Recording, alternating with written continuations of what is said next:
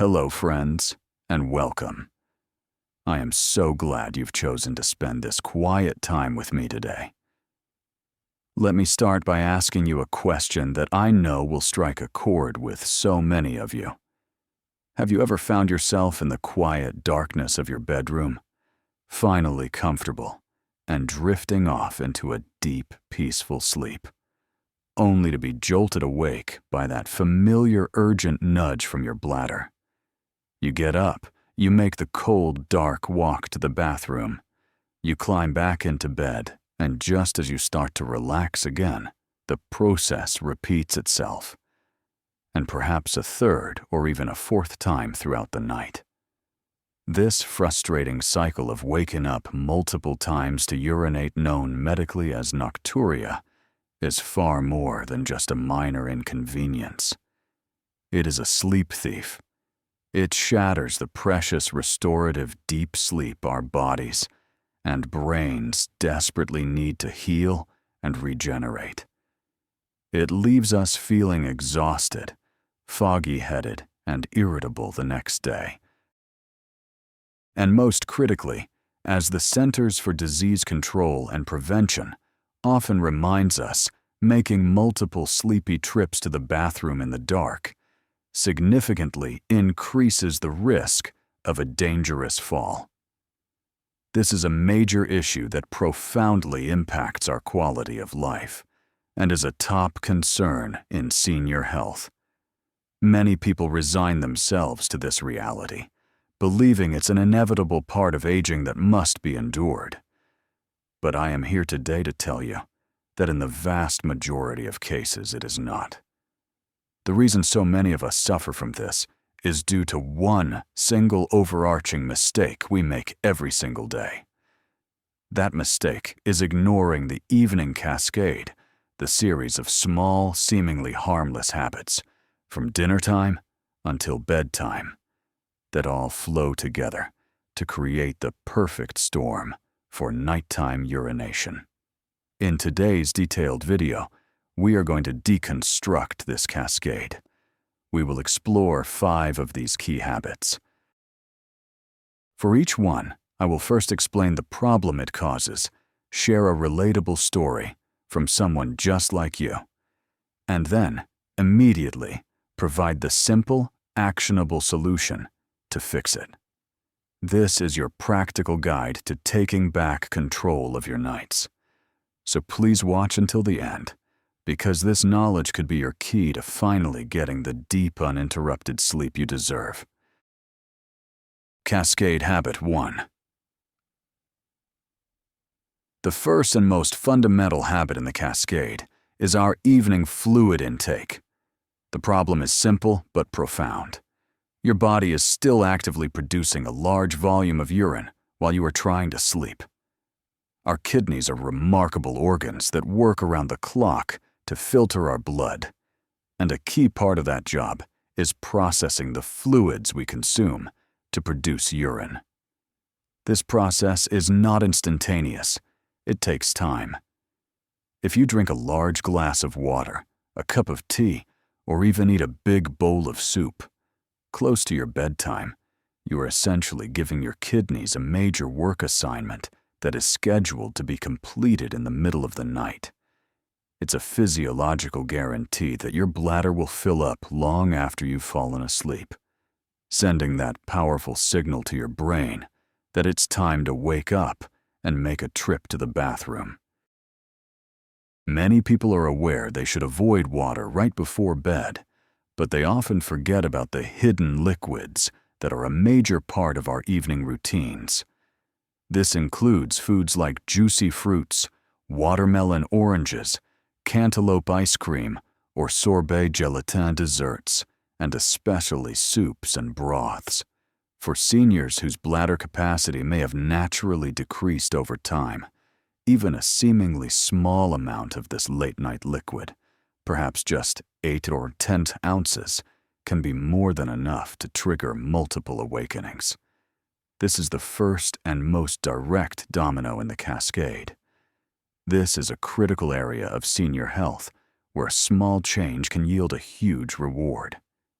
I remember my patient Margaret, a 74-year-old retired nurse.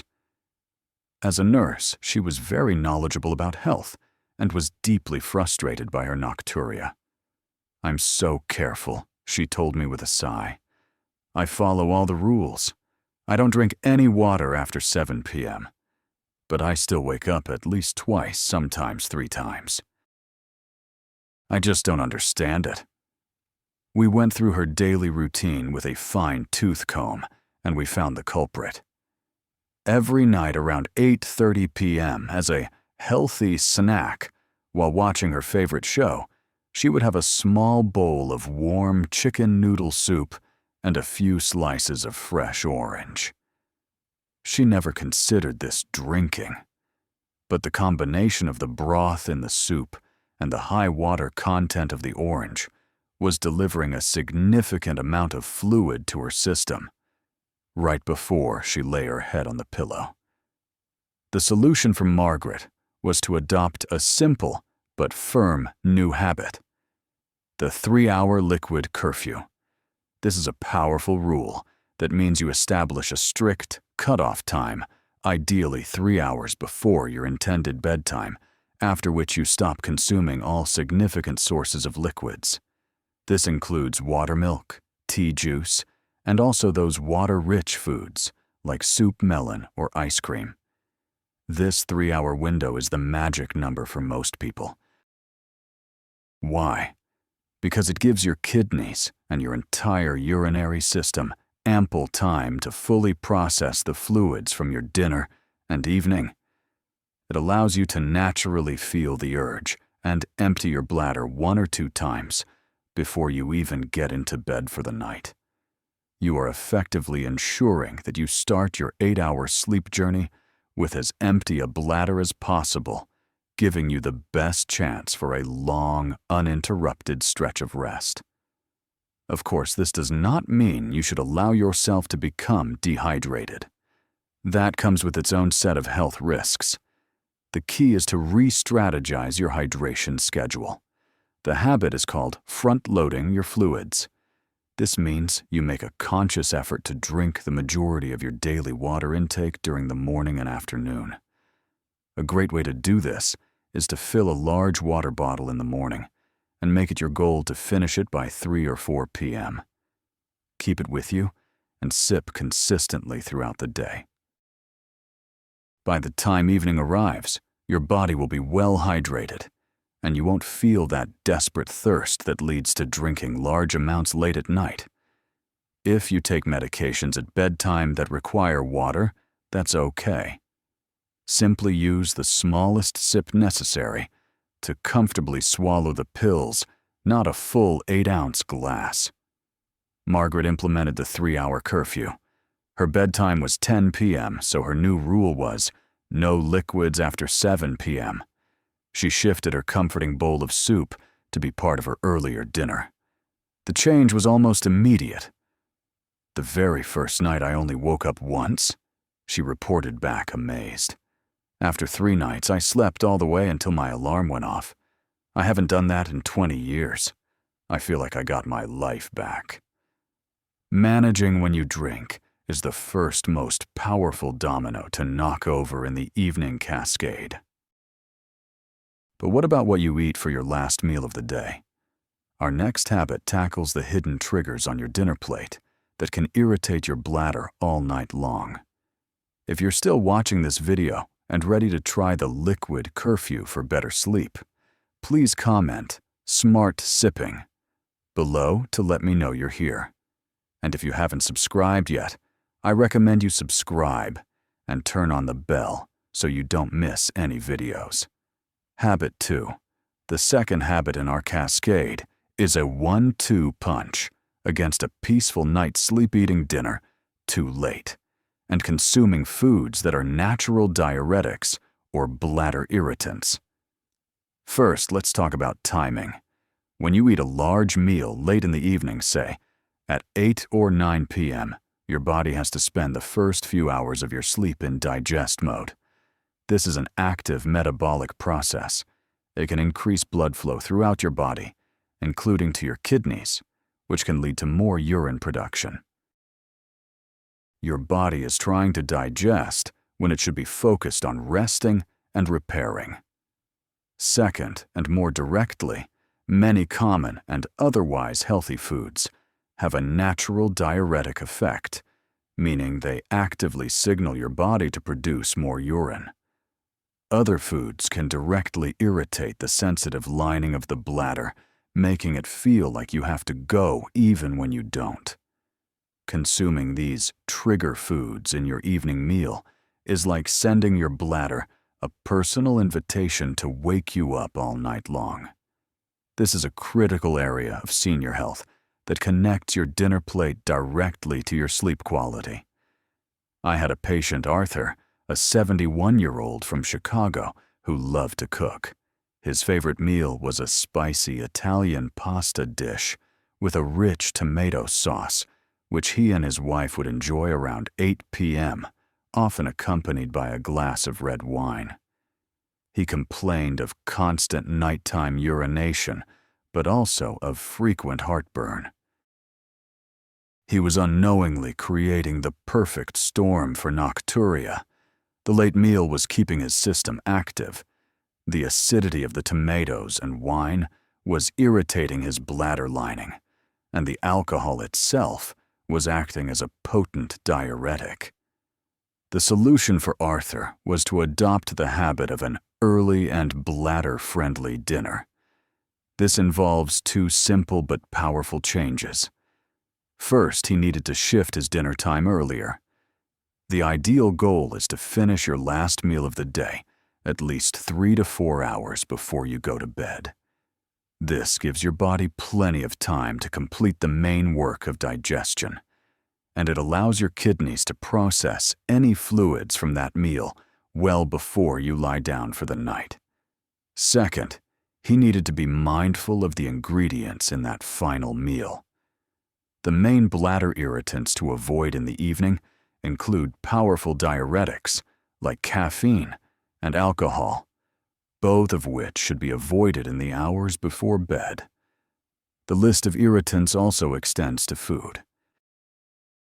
Acidic foods, a category that includes tomatoes and tomato-based products. Citrus fruits like oranges and lemons and pineapple can bother a sensitive bladder. In a similar way, spicy foods containing capsaicin from chili peppers can irritate nerve endings in the bladder wall, leading to a feeling of urgency. Lastly, it's important to know that other natural diuretics, such as common vegetables like celery, cucumber parsley, and asparagus, also have a mild diuretic effect and are best enjoyed earlier in the day. This doesn't mean you can never eat these wonderful foods. It simply means it's wise to enjoy them earlier in the day. For dinner, the goal is to focus on milder, soothing foods.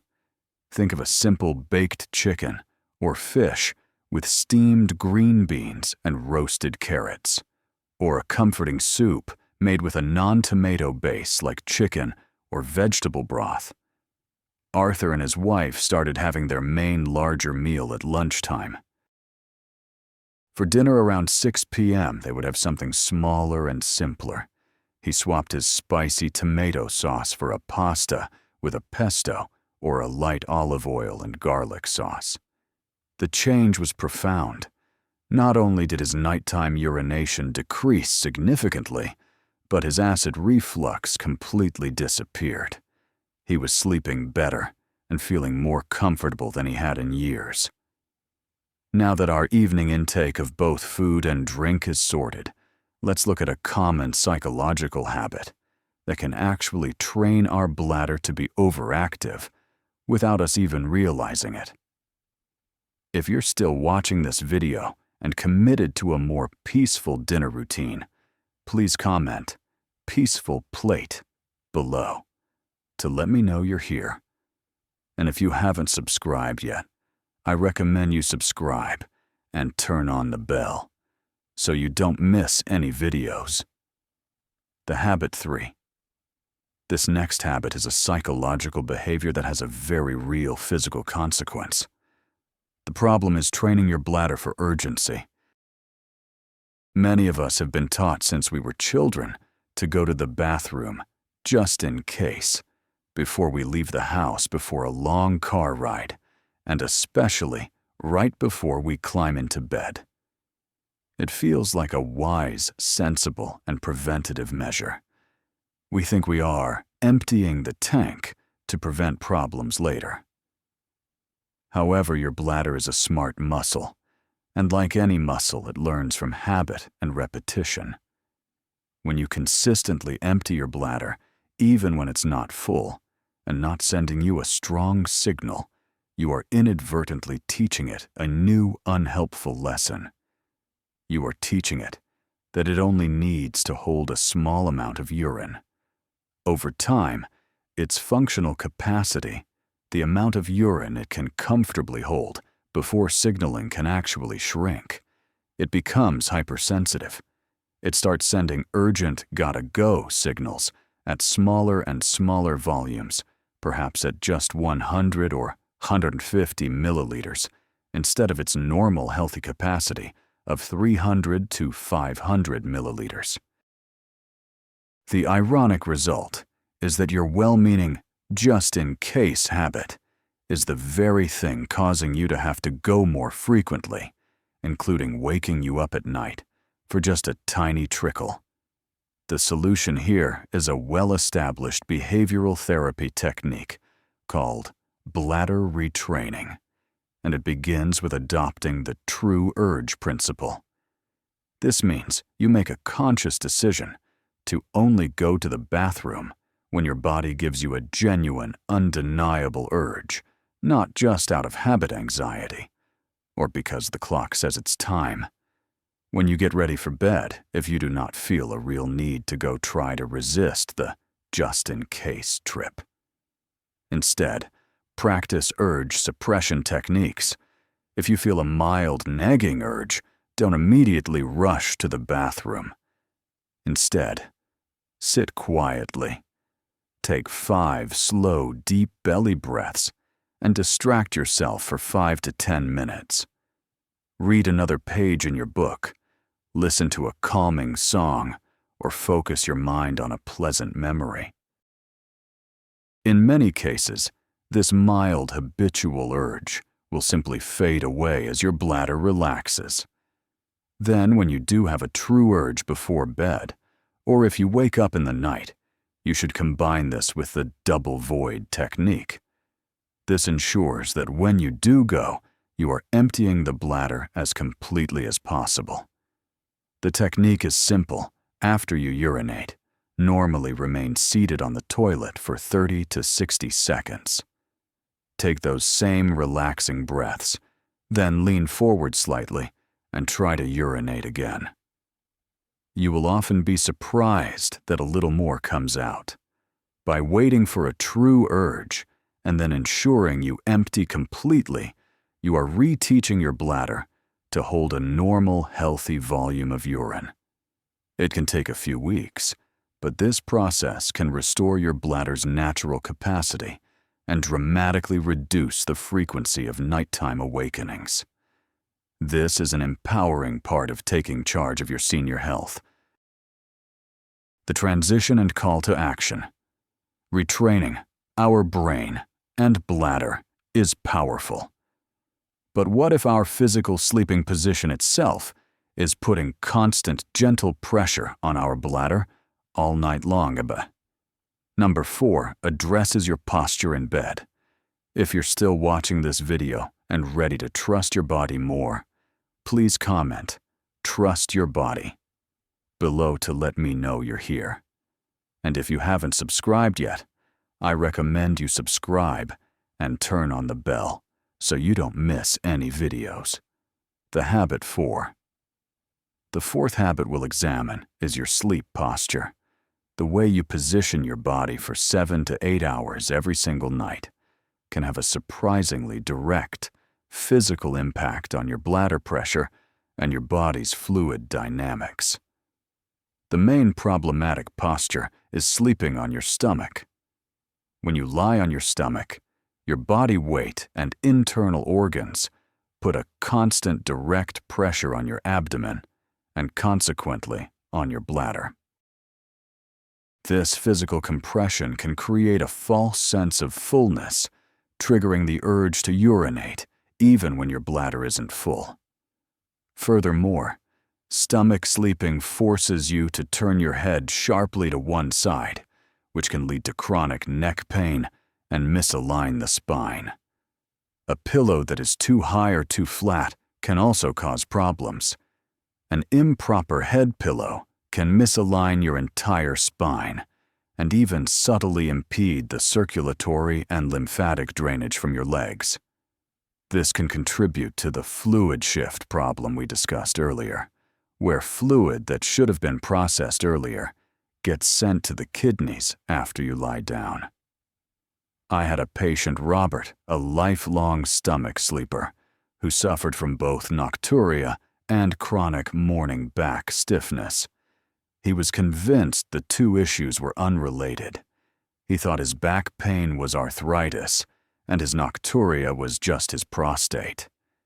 He had no idea that his preferred sleeping position was likely making both problems worse. The solution is to train yourself to adopt what sleep specialists and physical therapists often consider the optimal sleep posture, the left side alignment. Sleeping on your side is generally recommended over sleeping on your stomach or even flat on your back. Sleeping on your left side specifically is often considered the best position because of the placement of our internal organs. It can improve circulation back to the heart and may even take pressure off the stomach, potentially improving digestion and reducing acid reflux. To achieve proper alignment and comfort in this position, you typically need 2 pillows. The first is a properly sized pillow under your head. The goal is to keep your head in a neutral position, creating a straight line from your head, down your neck, and along your spine. Your pillow should fill the space between your ear and the outside of your shoulder. The second, and this is the key for many people, is a firm pillow placed between your knees. This simple addition prevents your top leg from sliding forward and twisting your pelvis and lower back.